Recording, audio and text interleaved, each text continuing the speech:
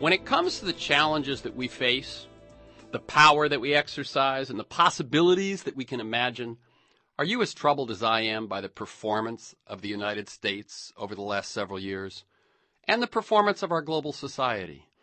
Let's focus on the U.S. In the United States, Wall Street, the super rich, and the biggest corporations working through both political parties in different ways have distorted and diminished our politics, our courts, our economy, and our aspirations. And the opportunity cost to me of the years, the resources, the lives that we're wasting are way too high. And this Sunday, I've invited 3 people to begin a conversation with me about what's broken at the intersection of our society, our politics, and our economy, how it got broken, and how we can begin to fix it. One of my guests is in the studio. The other 2 we're trying to get on the phones, but we haven't gotten them yet. So I will introduce the one who is in the studio. J ESKOW is a former executive and consultant on finance and information technology to AIG, the World Bank, the State Department, among others. He's a prolific and respected blogger at the Huffington Post and Campaign for America's Future. His work is included in the recently released Rough Guide to the Future. ESKOW is a columnist for science and culture blog 3 Quarks Daily and a contributing editor for Tricycle magazine. His reflections on blogging and spiritual principles were included in Best Buddhist Writing of 2008.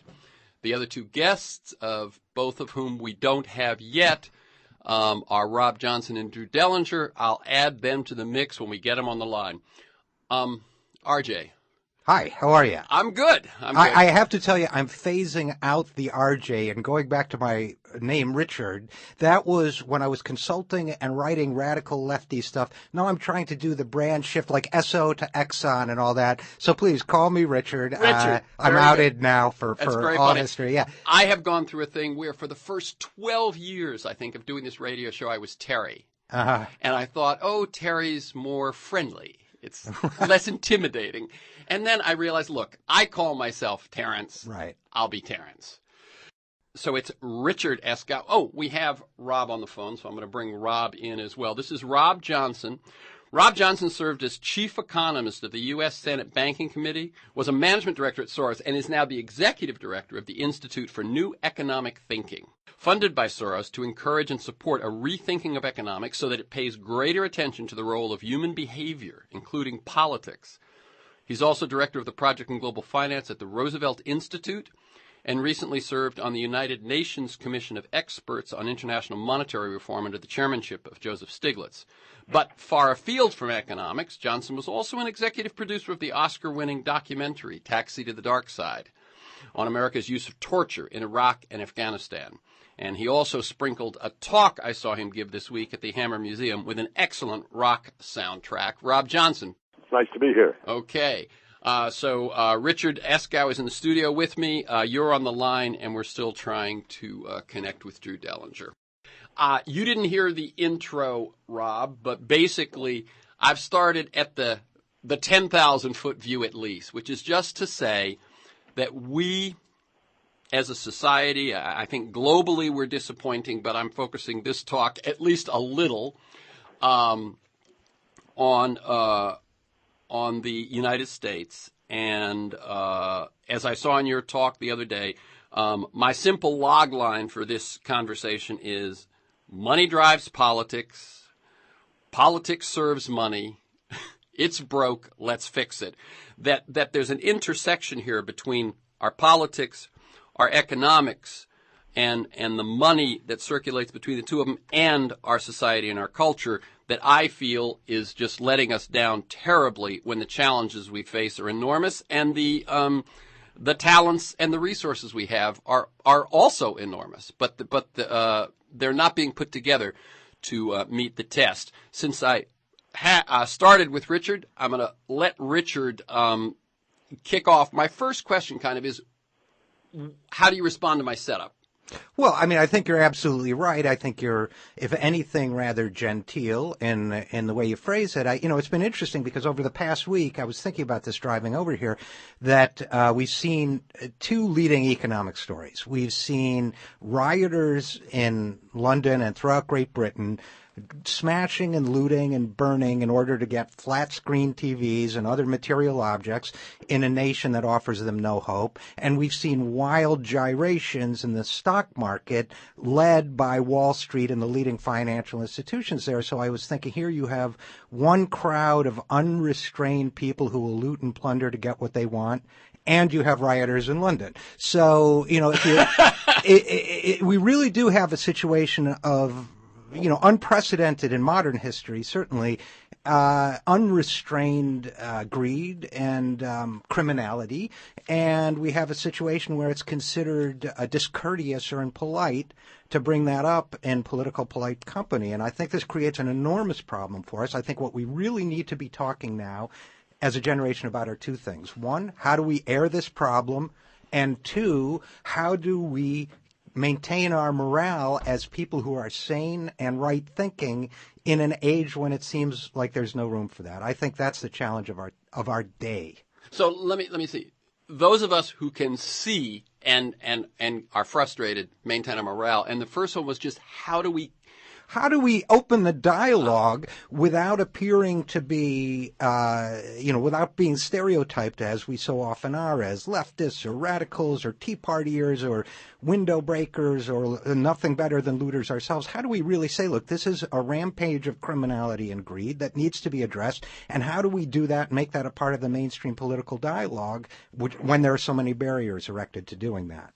Okay. Rob, your response to my setup and Richard's take on it. I think the way you respond, and you saw my chart the other night, that 90% of the population is doing worse over the last 30 years. So if you're trying to organize something called a society, the trickle-down, deregulated, unbridled, do what you will for the very top isn't working for the rest of us. And that's just a fact. You start from that premise, you incorporate the likelihood of social instability in this country, like we just saw in London or we've seen in Spain and Greece this year, and you start talking about what it means to have a society, what it means to have what you might call commons or collective goods, things like libraries and parks that we can all enjoy, including the wealthy, and at some level recognizing that enforcement of the rules is always important. I think the right makes a big mistake, which is they want to argue for a narrow mandate for government rather than a broad one. But the way they handle it is they try to weaken the civil service. We need a strong civil service, strong and supported, just like the Navy SEALs are, for every task in government, including financial regulation. And then we should have a separate discussion about what is the scope or the breadth of government. What's the mandate that strong civil service is entrusted with implementing? Okay. Very good. Drew Dellinger has joined the conversation, so let me tell people. Drew Dellinger is a poet, a teacher, an activist, and the founder of Planetize the Movement. His book of poems, Love Letter to the Milky Way, has readers on 6 continents. His poems have been cited and quoted in venues ranging from prison workshops to congressional hearings.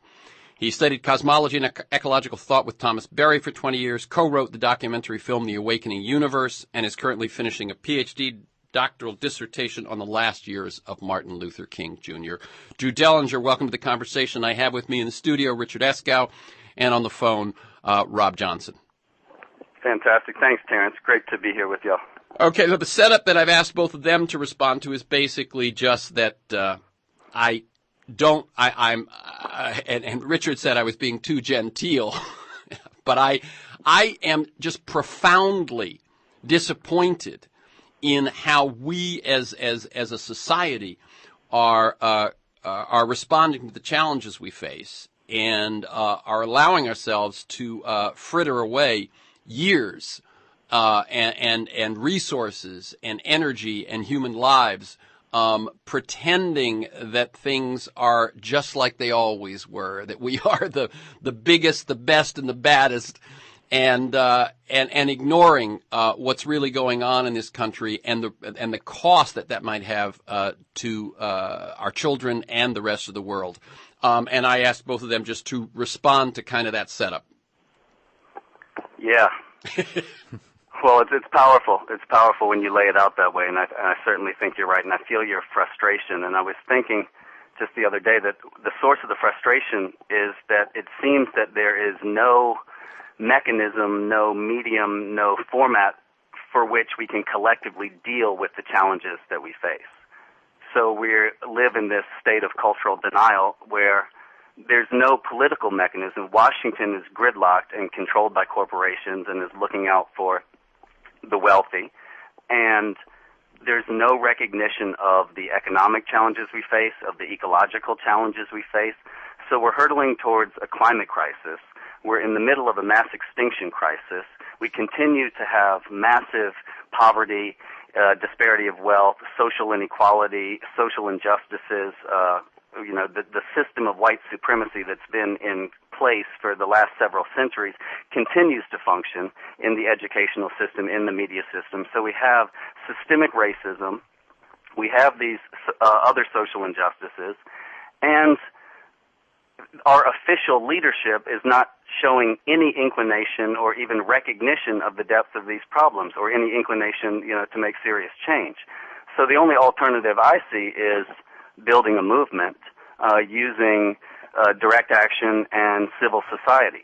And it's hard to imagine exactly how we're going to turn this ship around, how we're going to build the alternative institutions that we need, but we see inklings, we see glimpses, we see examples of it all over the cultural map. And I think we somehow need to, I know, Terrence, you and I have talked about the power of story, and I know you're interested in narrative, but and the work you do is so important. We have to get these stories out. The mindset of the system is always that there is no alternative. So I think, and when we disconnect ourselves from our own history, and we live in a state of perpetual amnesia, so we don't even understand what the labor movement was all about as we're relitigating the same struggles in Wisconsin. We don't understand that the civil rights movement was not, the result of one great charismatic leader, but was the result of hundreds of thousands of actions by ordinary people who stepped up and did extraordinary things. So connecting to the stories of history and how people can make a change and make a difference, as well as connecting to what's happening today and what are those alternatives, what are those ideas that can, create some daylight in this cultural impasse that we're in. Now that we've gotten sort of what's on the table, I want to double back a bit and ask each of you a little bit about the way you're playing your role in this. And so I'll start with you, Rob, since you, as I said, come from the world of major finance, whether working in the trenches of that world or like with the Senate Banking Committee and so on, and now have started this new organization with the backing of George Soros. What is the Institute for New Economic Thinking? What do you hope to accomplish? We hope to change the conventional wisdom in 20 years' time. We think that the narrative and the storytelling that emanates from these very technical and mathematical approaches has been intimidating and far off course. We don't consider it scientific to assume that financial markets are stable and then use mathematics to illustrate that, and then create regulatory regimes based on that logic that are completely inadequate, and then watch the world blow up and the financial sector spill all over into everybody else. We hope to inspire people that their responsibility as experts is a responsibility to society. It's a responsibility to look at questions like inequality and suffering, to look at real issues rather than staying in the ivory tower of mathematics and playing with modeling frameworks that may or may not have anything to do with the questions that are dear to us all. When I said that one of your hopes is that it takes into account more human behavior, including politics and so on, that's a piece of it? Yes. The idea that this economics and politics don't mix, and that the markets are a mechanical, what you might call a sanitized system that politics can only interfere with, is ridiculous. If you look at the major sectors that are thriving in America, the medical, military, Wall Street, oil, telecom, the key characteristic is they are all attached to the feed bag of the state and very, very active, and it's not a surprise that the most robust real estate market in the major metropolitan area is in Washington, D.C., where all the lobbyists have been in an increasing feeding frenzy over the last 30 years. Okay, and you one thing you said that really struck me is change the way economics is thought in 20 years. So this is a long-term paradigm change, if you will. What has been the response so far, Rob Johnson? Well, I believe the response has been extraordinarily enthusiastic, both from people at the pinnacle of power and responsibility in government, where they know these models and techniques that you probably all saw in the movie Inside Job, led everybody off. I say we made bad maps and we ran the ship onto the reef. You have a lot of people, I would say the majority of economists and political scientists and sociologists are very much at odds with the narrow power orthodoxy that exists around the citadel institutions in the United States, which would be Harvard, MIT, Princeton, and University of Chicago, possibly a little Stanford. But the orthodox economics is quite brittle, and yet people, how would I say, with different views have felt marginalized in their careers. And to create a place where they can get funded, where they can convene, where we include 7 Nobel Prize winners on our board, where people openly express concern that the economics profession is off course, is quite heartening, and we've seen a tremendous reception. Is this anything, when I was trying to think of what models you might have had in mind, is this anything akin to what the right did starting 30, 40 years ago? And they suddenly said, we've got to start with young people, we've got to seed some new ideas. And if so, one could say they had a long time line, and to a great extent they succeeded. Well, how would I say, their success, particularly in the realm of law and its application to economics, has been a very, very formidable force in the social architecture that we have today. I don't think we've been quite as, deliberate or systematic about ideological conclusions. As you know, George Soros' foundation is called the Open Society Foundation, after the work of Karl Popper, who always emphasized in his philosophical work that an open debate among people that disagree, and where fallibilities can be explored and where people can be contradicted, is the underpinning of health in a democratic society. So I think rather than an ideological coercion, which I think is part of the right's agenda, we're interested in everybody from the right to the left. I sponsor things at INET, at the Milton Friedman Institute at Chicago. I sponsor Friedrich von Hayek scholars. One, Bruce Caldwell at Duke University, is an extraordinary scholar. People at George Mason University, and then people on the very far left as well. I'm excited by that. So what you're saying is, while their agenda may have had answers, what you basically have are questions.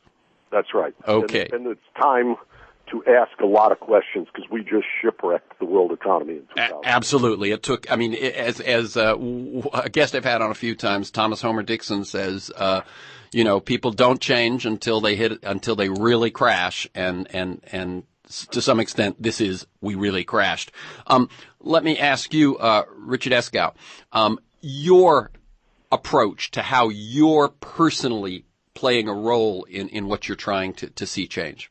Well, you go to war with the biography you have, not the biography you wish you had, right? So basically, my story is I was a rock and roll musician and a songwriter and a, kind of wrote for independent papers in Berkeley and all that stuff. And then, all of a sudden I was going to be a dad and life was changing. And I went to work for an HMO.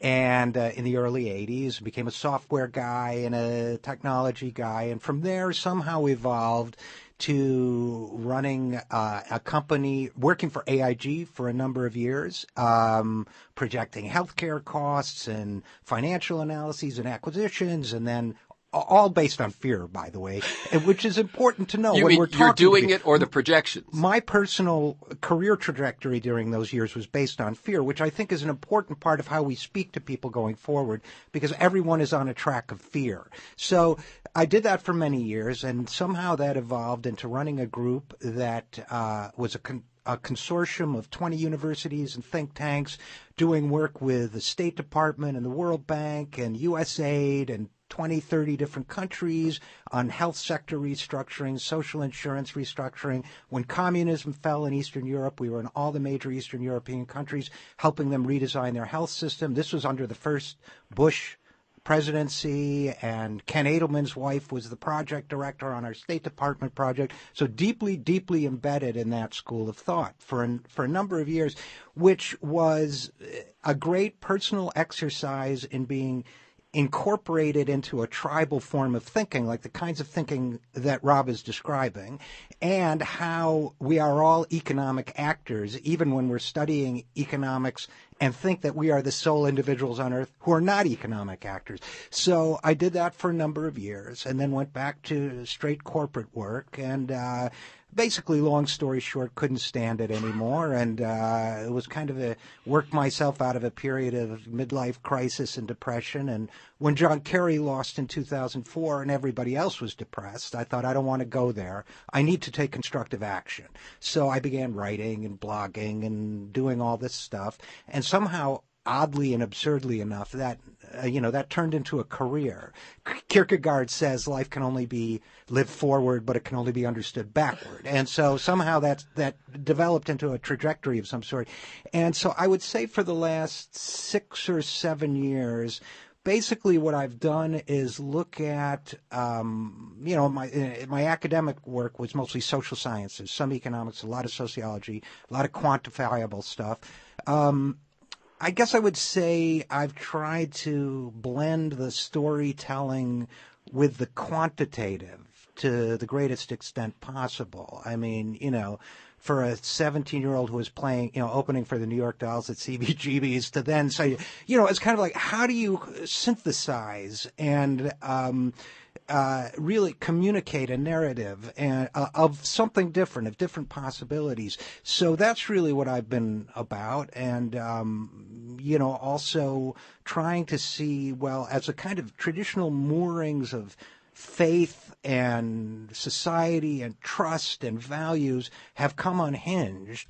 One of the ironies of the 70s was that the right kept accusing the left of being moral relativists. They remember the moral relativism argument, but they're the absolute moral relativists. So how you kind of create new ground for people to stand on in order to distinguish right from wrong and, find battles worth fighting when everybody's talking in terms of compromise and trend, and they're only comparing today to tomorrow and yesterday and not to some standards of what's right and what's wrong. I mean, that somehow has gotten under my skin and become a recurrent theme. So I guess I would say the two recurrent themes are, first of all, to look at all of this as a anthropological problem in one way that, when Rob was talking about the economists, I'm always looking at the economic and the political community. I'm always using the phrase in my writing, what would anthropologists of the future say about this if we survive and have anthropologists, which I hope we will? How will they come back and look at the Washington mania and groupthink for cutting Social Security or any of these other odd ideas? What is this sort of folk ways at work? What is the culture at here? Because it can't be understood in purely rational manners, And in what way is the economic thinking that Rob was describing really a new theology? Because that is how I think of it. These are articles of faith that the free market works, so that when the free market explodes around you and leaves the world in smoldering ruins, you still believe the free market works. Other forms of faith can't be disproved. This is a theology that can be disproved, but people cling to it anyway. So, and there are economic reasons for it and other reasons. But that's, I guess, as much as I can tell you, that's my mission. That's great. And what's interesting is that both of you have talked, all 3 of you have talked about story. All 3 of you have talked about narrative. And all 3 of you have been, are describing your own work. I'm going to get to you in a second, Drew, but as actually encompassing a view of the pragmatic and the practical and so on, but also looking very much upstream, looking for root problems, root answers, rather than getting lost in the American mania on symptoms and so on. And it's interesting when you were just saying that, Richard, about how you look on economics and politics and their conversations as almost being like articles of faith. It reminds me of what Andrew Bacevich says about foreign policy and the military. He makes it in his Washington rules. Those are his two big things. There's a credo, and there's that it is basically it's faith that they go on. So when their wars fail, they return to their faith. When the economics crashes, they return to their faith. Drew Dellinger, how you are personally playing your role and defining your role in this situation. Sure. Well, I'm a speaker and a poet and a teacher and a writer, so I use education and the arts as a form of, awareness raising and activism. So arts activism is one thing that I've been interested in terms of spoken word poetry, particularly in my example, because I think the power of the arts is it hits people at the level of the heart and the soul, and that's where change can take place. And the way I got into what I am doing, it was fascinating to listen to Rob and Richard and to hear some resonances in my own story. But when I was starting college around 19, 20 years old, I came across the work of Thomas Berry, particularly a book called The Dream of the Earth. And he was talking about cosmology, which is a big word that basically means the story that a culture tells itself about how the universe came to be and how we fit into it. So Berry was really talking about the power of story.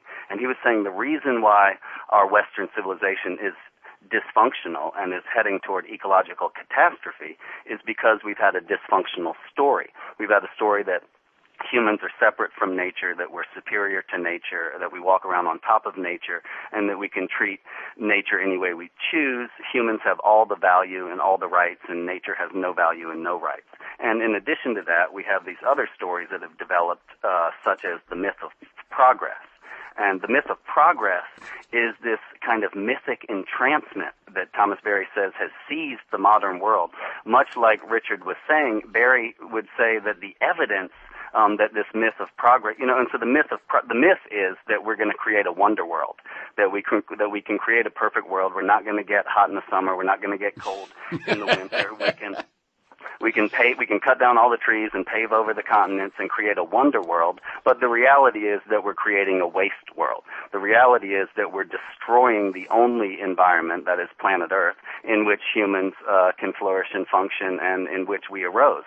And so, but this mythic entrancement is so intense that Thomas Berry says, even as the evidence is stacking up all around us that we're heading towards catastrophe, we continue to be locked in this mythic entrancement. And so that's, and so when Thomas Berry was saying that economics is, it's a visionary commitment, grounded in myth.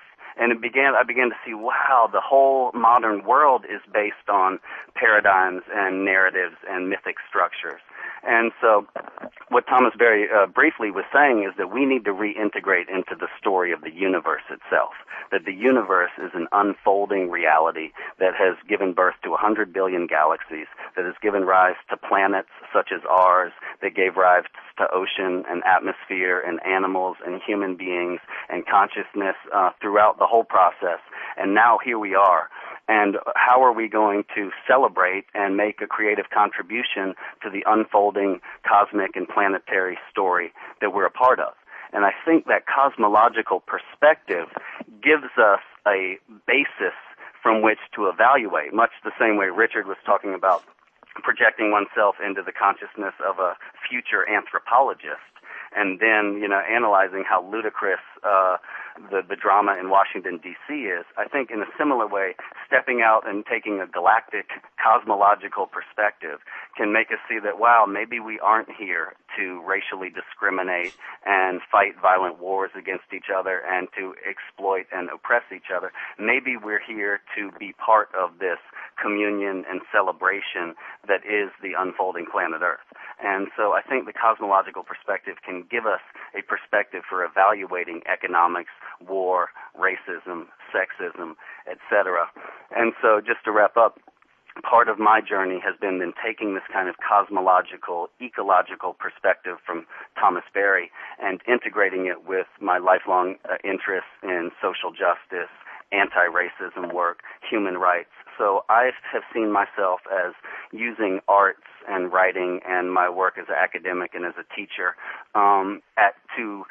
to explore the intersections of ecology and social justice. Very good. That's Drew Dellinger. We're at the halfway point. I'm Terrence McNally. I'm speaking today with Richard ESKOW, Drew Dellinger, and Rob Johnson about the money, politics, and the economy, the intersection, and by the choice of my three guests for this conversation, we have gone, I started at 10,000 feet. We've gone up to 50,000 at least a couple of times. To learn more about any of their work, you can go to drewdellinger.org. Or for Richard ESKOW, you can go to ourfuture.org or huffingtonpost.com. And for Rob Johnson, who is the director of the Institute for New Economic Thinking, you can go to INET Economics, I-N-E-T, economics, one word, .org. I often like to do these interviews with four big questions. How is it broken? How did it get broken? How do we fix it? And what stories do we need to tell? I don't think I'm going to deal with how it's broken. We know that. And I would ask only if any of you want to, you think there's a striking point that people may have missed or may need to hear about how it happened that sheds particular light on how we deal with the current moment. I'm open to that. Anybody? I'll say one thing briefly. That's Drew, right? Yeah, this is Drew. I mean, I think we need to really look at the rise of corporate power and to look at, and this came to the forefront just a couple of days ago with Mitt Romney, kind of gleefully declaring that corporations are people. And of course, legally, it's been held that they are. But this goes back to a Supreme Court decision in 1886, the Santa Clara Railroad decision, and many legal scholars will tell you that corporate personhood is not even contained in that decision, but merely in the way that decision was interpreted later. So I think we need to look at the rise of, and Abraham Lincoln was concerned. He didn't see that there were going to be any effective checks on corporate power. So I think we need to look at the rise of corporate power and to understand that because we live in this amnesiac culture, we don't understand that some of these things came about in a certain way and can therefore be changed. They aren't immutable. And in a similar way, I don't think we understand how racism developed on the North American continent through, and how the idea of race and racial oppression was in many ways invented through the Virginia slave codes of the 1700s, and then those Virginia slave codes were adopted by all of the other 13 colonies. So I think we don't understand the ways in which racism is created and the ways in which race has been constructed. And I think if we knew some of that history, that then we could dismantle some of the structures of racism that we have in our culture. Okay. Well, Richard. For me, it's a matter. Certainly, I agree with everything Drew said, historically speaking.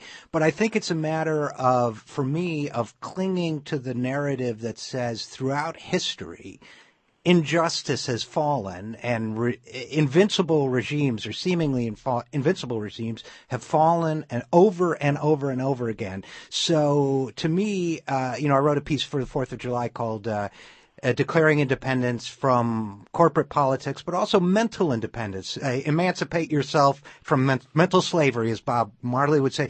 The idea that stop relying on a politician, stop relying on a party, stop relying on a leader, build those lateral communities, the kind that Drew was talking about. But in terms of story and narrative, first and foremost, remember the narratives of success. A cop slaps a shopkeeper in Tunisia, and the Arab world changes. Nelson Mandela sits hopelessly in jail for 26 years, and on the 27th is released, and the next year becomes president.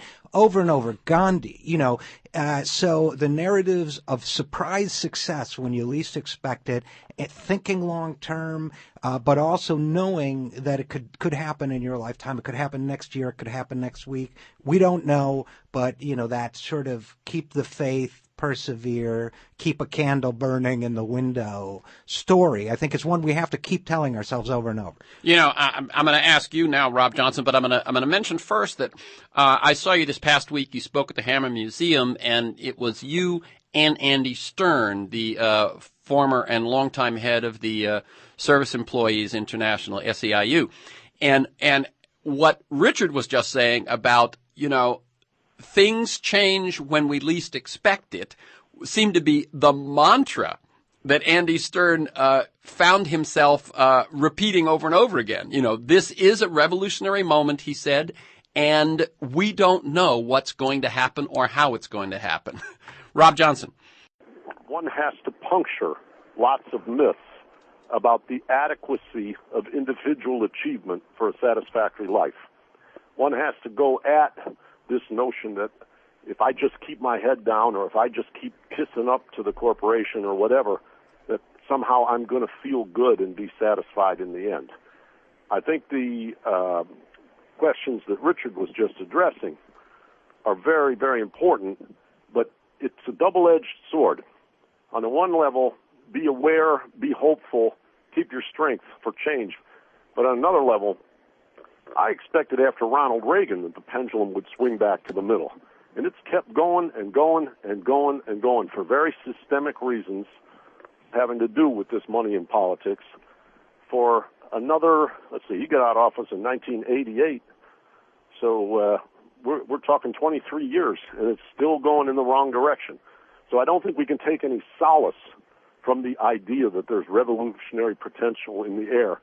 These changes have to be realized from the acts of will of a collective experience of the American people. Okay, I so much agree, and I must say I echo that feeling. I remember when Reagan was over, it was like, oh boy, and yet, as you say, not only has it continued, but I would say it is at its worst. And if you look at Winner Take All Politics by Hacker and Pearson, and if you look at The Spirit Level, the book by Pickett and Dickinson, I believe. Wilkinson. Yeah, What? Wilkinson. Yeah. Spirit Level is a book. I've had them on here and I've talked about it a lot, but it's one that I hope gets more around. What they found in the Spirit Level is that countries with the greatest inequality work worst for everyone. And it's not just they work worst for everyone in terms of economics. They work worst for everyone in terms of health, mental health. And the one that I found even more surprising was innovation, that the number of patents per capita actually goes down with when inequality goes up. And I think that is, when I think about the biggest things we face right now, inequality strikes me as way up there, and then the other thing is the corporate dominance. Let's shift now to how. Can I add one thought, Terrence? Yeah, absolutely. I just want to mention, because we were talking about, after the Reagan years, the expectation that the pendulum would swing back. And I remember being impressed by the thesis of a book by Charles Derber called Hidden Power, where he said, in the 1980, the Reagan inauguration was the beginning of a regime change, and it was the beginning of kind of the end of the New Deal period and the beginning of a corporate regime. And so when Bill Clinton came into office, I should say, in 1992, we had a Democrat instead of a Republican in the White House, but we didn't have any regime change in terms of the corporate regime that solidified power in 1980. So I think what we see now and what the panel is speaking to is that, just getting a Democrat in the White House is not regime change from the corporate political structure that we have. Okay, Richard ESKOW. Well, I agree with both those statements, and I think that one of the debates I've been having with friends is whether the last couple years has felt more like Invasion of the Body Snatchers or Invaders from Mars, but this sense that seemingly benevolent forces can represent the same underlying entity. I think that's very much what we're seeing now. So I guess the two reactions I would have, and especially to Rob, who made a couple great points. One is, my own story is one of that track of personal satisfaction proving not only unfulfilling, but ultimately self-destructive. That we have to start pursuing a collective path of satisfaction, I think is really important. And I think that, yes, we need to be aware that Reagan was a shift in direction rather than a temporary blip. We were placing too much faith in temporal politics, brief political changes of party, but that means that, we've got to be prepared to fight as if we can win at any moment, but prepared to hang in for the long term. Dalai Lama was asked what he thought of the French Revolution, and he said it's too early to tell. So we have to be willing to hang in, but at the same time fight as if it matters what happens today, because it really does matter what happens today. Okay, let me just share a couple of the ways I see things right now. This is Terrence McNally. One is that, and it speaks to what you were just saying, how Clinton didn't break that regime and Obama clearly has not, is that more and more, and I trace it to when television advertising became the medium of political campaigns. The people may say, that the big problem with that is it meant short attention spans were what it was about. No, the big problem with that is that it's expensive. Right. And once they took a leap, and I think this is probably, we remember one commercial from the Johnson campaign, the Daisy commercial, but I don't think it was quite then. I think it began over the next few years where campaigns became so expensive that money became everything. And that what I see is that the Democrats and the Republicans are funded by the same entities, super rich and big corporations for the most part, or at least those are the ones that they feel they owe something to, because a lot of small donations is not someone you have to reckon with as much. And that what you have is a Republican Party that goes for touchdowns because their principles are in sync with their funders. And what you have with Democrats is a party who is constantly negotiating with themselves, because if they have principles, they are not in keeping with their funders. And so what you have is a Republican Party going for a touchdown, a Democratic Party going for maybe the 20-yard line, and A, you don't get real solutions, and B, you do not get respect. Americans respect people who go for it, who have boldness, who have conviction, and so you lose in both senses. Does that picture seem true to people, and how do we break that one? Well, I think that's Richard. This is Richard. I think there's no question that there's a great deal of truth to it, an enormous amount of truth to it. And I think what it's led to is a Republican Party that is absolutely full-throated in its support of the financial interests. And I think increasingly a Democratic Party that sees itself as almost a Mandarin class. I've been working on writing something about this. I haven't been able to finish it. A kind of Confucian Party that says the best thing we can do is be wise and noble and well-educated servants of the emperor, with the emperor being, Wall Street and corporate interests, as opposed to the other guys who are kind of brutal barbarian servants of the emperor. But I think we really need to be able to say we have to attack the very institutions that are creating this situation, and that's the way we fund our elections, that's the U.S. Chamber of Commerce, that's Wall Street, that if we don't go directly, and by attacking them I don't obviously mean totally nonviolently with light rather than heat, but if we don't address those issues, then we're going to continue to have the Confucian Democrats with a wiser, gentler dismantling of the social contract, or the radically brutal Republicans. Right, but it will be the same outcome. Yeah, so. Exactly. Rob? I think there are two things going on here. The first of which you cited, which is the cost of elections. And I would turn everybody on to the book by Thomas Ferguson and Joel Rogers called Right Turn, which is about the formation of the Democratic Leadership Council and the what you might call struggle for survival in the monetary realm. But we have two currencies in electoral politics, money and votes. And the relative importance of money, for the reasons you cited on television, have gone way up. Second dimension, the alignment between the interests of American people and corporate and financial leaders has broken down with globalization. American corporations no longer need a healthy or well-educated American workforce for the most part because their plants are located in low-cost parts of Asia and Latin America. And so reconciling the notion of a society with the notion of a corporate executive being a member of society but responsible to stockholders who are making their money overseas is creating all kinds of contradictions. And as long as money is large in relation to votes, the contradictions are going to be resolved in favor of those stockholders and those corporate managements and those financial firms. Thank you, Rob, because I hadn't put it together that you're right, that what was shifting toward the corporations having more power wasn't quite so critically negative until globalization, where they no longer needed an American middle class. In Reagan's time, there still was some value in an American middle class.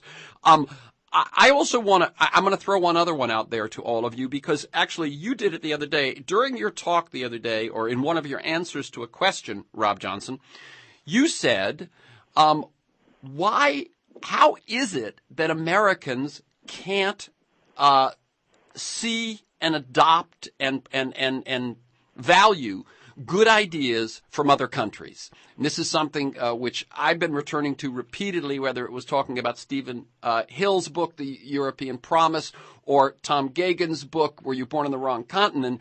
But that Germany made very different choices than we did after World War II, and then again at the period of globalization, and they decided they would remain a quality manufacturing company that took care of its people, even while competing excellently in the global marketplace.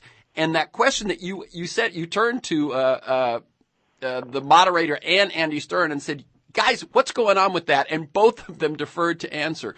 But to me, that one is a big one, because when I look for ways we can begin to move, it's to say, I put it this way, America prides itself on being the can-do country, right? The can-do culture. Well, the can-do culture doesn't mean you invent everything. A can-do culture means you see what someone does, you adapt it, you shape it, you improve it, and you work it.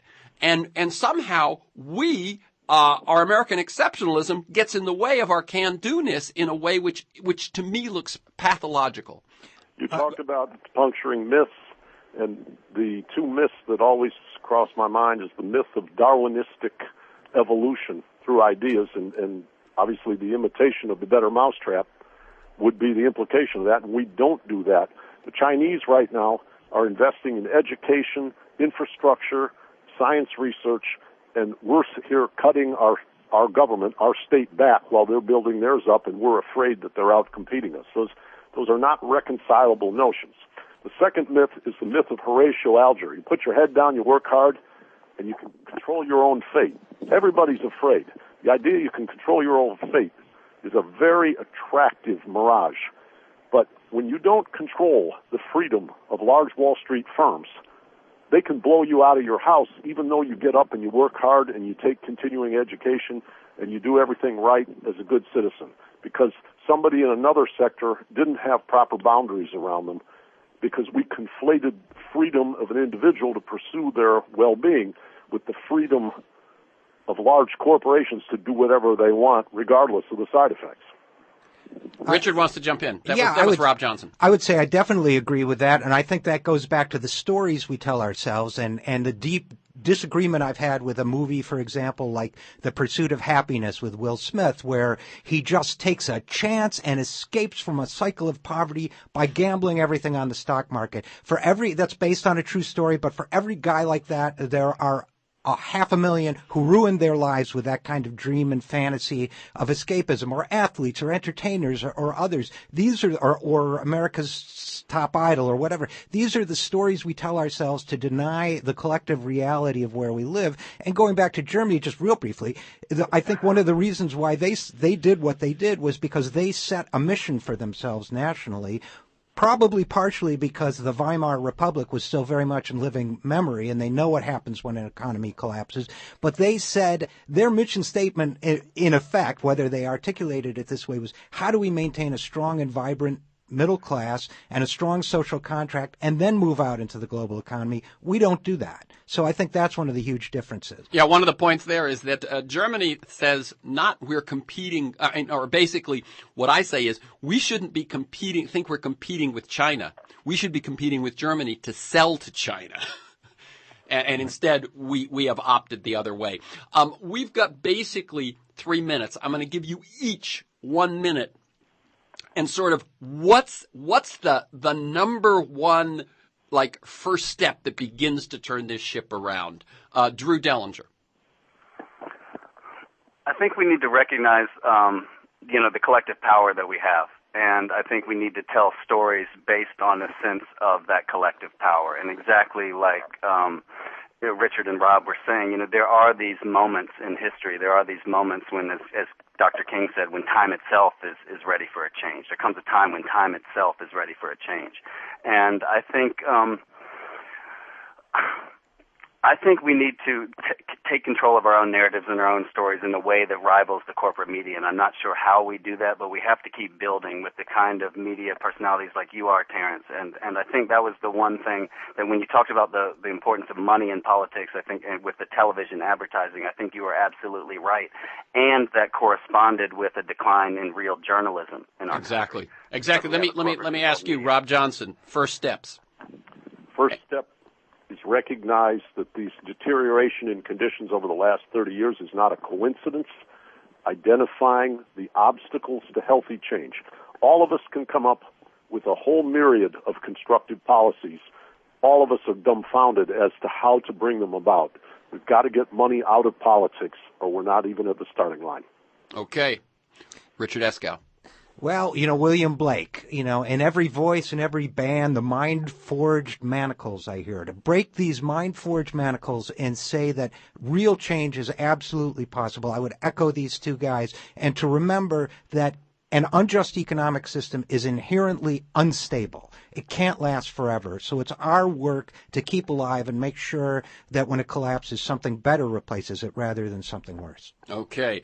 Again, my guests have been Rob Johnson, Executive Director of the Institute for New Economic Thinking, Drew Dellinger, founder of Planetize the Movement, and Richard Eskow, who blogs at Huffington Post and Campaign for America's Future. To learn more about Drew, go to drewdellinger.org.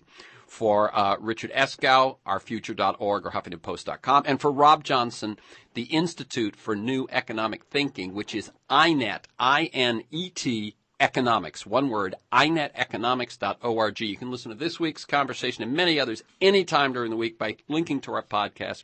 You can sign up to have it delivered to you weekly. For podcasts, articles, transcripts of interviews, to join me in pursuit of a world that just might work, go to TerrenceMcNally.net, TerrenceMcNally, TerrenceMcNally.net, or aworldthatjustmightwork.com. They're both the same website.